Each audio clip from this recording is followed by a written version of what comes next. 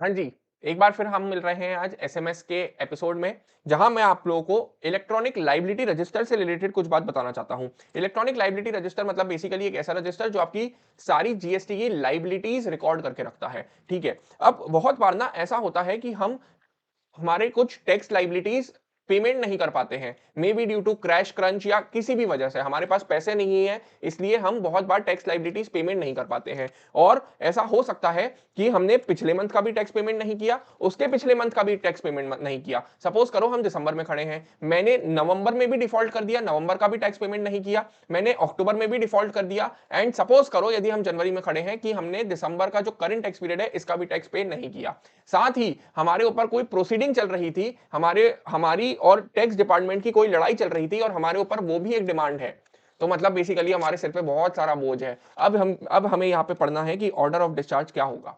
ऐसा नहीं है कि जो मन में आया उसका पेमेंट पहले कर दिया। एक ऑर्डर है, उस ऑर्डर से आपको डिस्चार्ज करनी पड़ेगी आपकी लायबिलिटी। सबसे पहले आपको प्रीवियस टैक्स पीरियड के टैक्स लायबिलिटी डिस्चार्ज करनी है। प्रीवियस टैक्स पीरियड मतलब अक्टूबर, नवंबर, इन पीरियड्स के सबसे पहले आपको अक्टूबर की टैक्स लायबिलिटी डिस्चार्ज करनी है, फिर नवंबर की टैक्स लायबिलिटी डिस्चार्ज करनी है, उसके बाद आपको करंट टैक्स पीरियड मतलब दिसंबर की टैक्स लायबिलिटी डिस्चार्ज करनी है।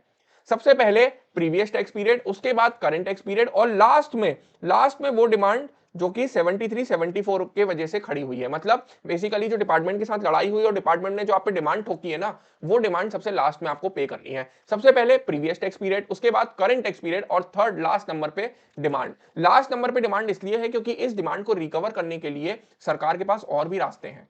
सरकार चाहे तो जीएसटी का डिमांड रिकवर करने के लिए इनकम टैक्स का रिफंड रोक सकती है। सरकार चाहे तो आपका बैंक अकाउंट फ्रीज कर सकती है। सरकार किसी भी तरीके से ये डिमांड वसूल लेगी। इसलिए सरकार ने कहा कि भैया ये डिमांड को तो सबसे लास्ट में रखो। सबसे आप क्रोनोलॉजी समझिए, क्रोनोलॉजी में सबसे पहले कौन आएगा? प्रीवियस टैक्स पीरियड के रिटर्न, उसके बाद करंट टैक्स पीरियड के रिटर्न और लास्ट में डिमांड। तो आई होप आप लोग समझ गए हो।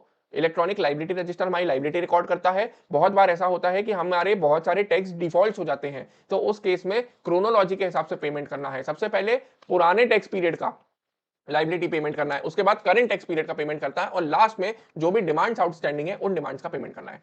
आज के एपिसोड में आप सब लोग आए, बड़ा अच्छा लगा। अब हम मिलेंगे कल के एपिसोड में।